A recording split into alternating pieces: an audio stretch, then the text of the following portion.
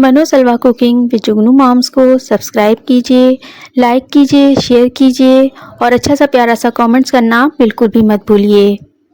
बिस्मिल्लाहिर्रहमानिर्रहीम। अस्सलामुअलैकुम। कैसे हैं आप सब? आज बहुत ही मज़े की चटपटी धमाकेदार रेसिपी लेकर आई हूँ, तो रेसिपी को फुल वॉच कीजिएगा आप। देखिए, यहाँ पर बकरे का गोश्त है मेरे पास। इसमें कुछ नलियों का भी गोश्त शामिल है और कुछ इसमें बोटियाँ भी हैं और कुछ आपको इसमें चिकना भी नज़र आ रहा होगा। तो ये मिला जुला गोश्त है और ये बहुत ही मज़े का लजीज तैयार होता है।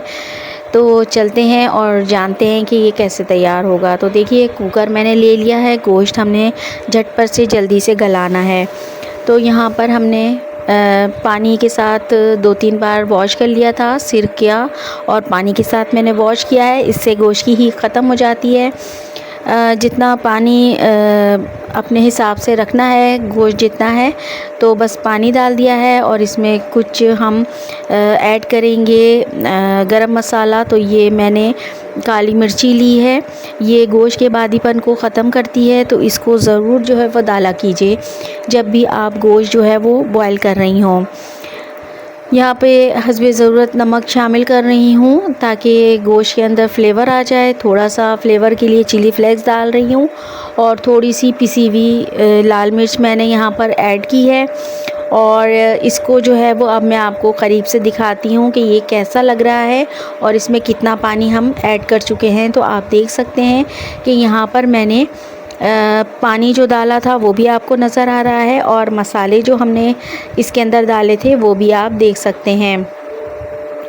तो बस यहाँ पर मैं हल्दी जो है वो डालना भूल गई थी, तो यहाँ पर मैं हल्दी जो हूँ वो ऐड कर रही हूँ क्योंकि ये भी बादीपन को ख़त्म करती है। तो हम बॉईल करते हुए ही इसके अंदर शामिल कर देंगे।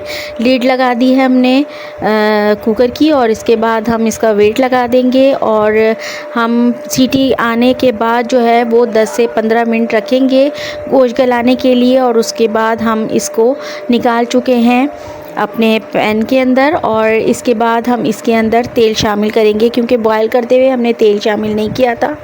यहाँ पर हम तेल शामिल कर दिए हैं और इसके बाद हम इसको गोश्त को जो है वो अच्छी तरीके से हमने भुनाई करना है। भुनाई हमने देखिए याद रखिए इतना करनी है कि गोश्त के अंदर अब जितना भी इसमें पानी होगा, नमी होगी, जो भी आप समझ लें, और इसको हमने फ्राई करते जाना है और उसको जो है वो ख़त्म करते जाना है। तो यहाँ तक हमने इसको जो है वो बहुत अच्छी तरीके से भुनाई करनी है।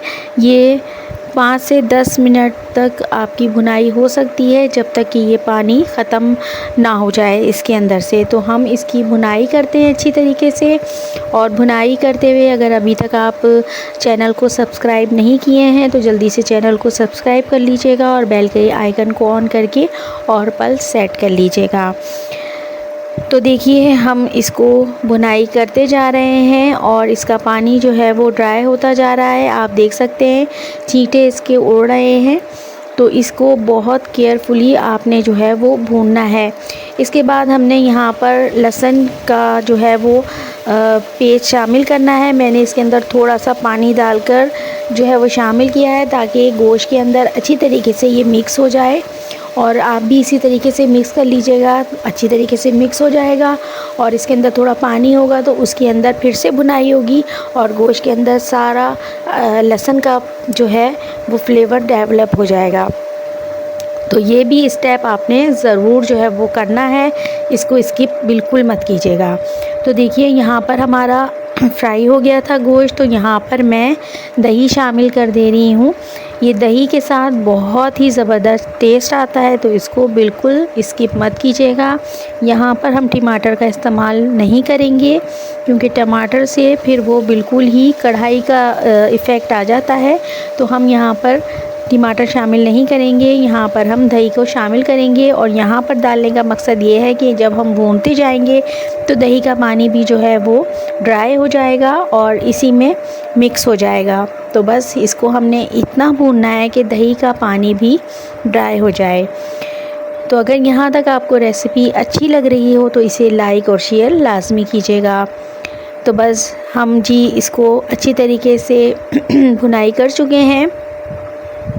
थोड़ा सा गला ख़राब है तो इसको जो है वो मैं माफ़ी चाहती हूँ आपसे। यहाँ पर जो है वो हमने मसाला जो है वो ऐड कर देना है। यहाँ पर मैं डाल रही हूँ कढ़ाई का मसाला, जो कि मेरा ख़ुद का तैयार करदा है, लेकिन यहाँ पर मैं शामिल कर रही हूँ बाज़ार का मसाला, क्योंकि मेरे पास थोड़ा कम मसाला था अपना बना हुआ और मुझे ये रेसिपी जो है वो फ़ौरन ही रेडी करनी थी। तो यहाँ पर मैं बाज़ार का मैंने मसाला ले लिया है और वो मैंने शामिल कर दिया है। यहाँ पर मैंने 1 बड़ा चम्मच यहाँ पर यूज़ किया है। अगर आप थोड़ा ज़्यादा भी चटपटा डालना चाहें तो आप इसको हाफ़ और चम्मच डाल सकते हैं। तो बस यहाँ पर मैं खटास पैदा करने के लिए सिरके का एक जो है वो ढक्कन जो बोतल के ऊपर ही होता है, यही मेरा अंदाज़ा है, तो इसको मैंने शामिल कर दिया है।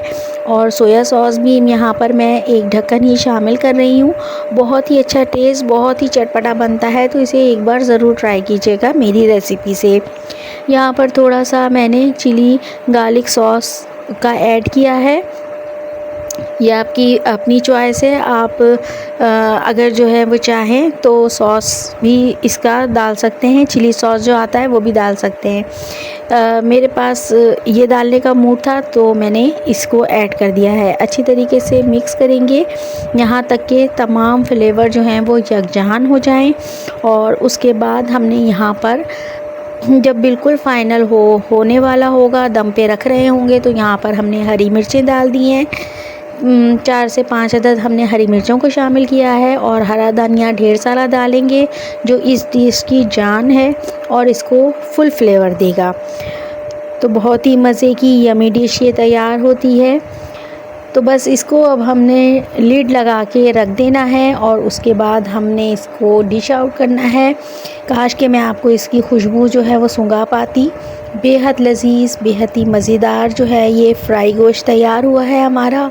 बहुत ही मज़े का बना है, बनाना बेहद आसान लगा होगा आपको कि किस तरीके से मैंने झटपट से बना लिया। तो आप भी इसको बनाइएगा और अपने प्यारों के साथ इस डिश को एंजॉय कीजिएगा। मेरे भी घर वालों इसी तरह से मेरी रेसिपीज़ को और एंजॉय करते रहिए। वीडियो को फुल वॉच करने का बहुत बहुत शुक्रिया। Thanks for watching.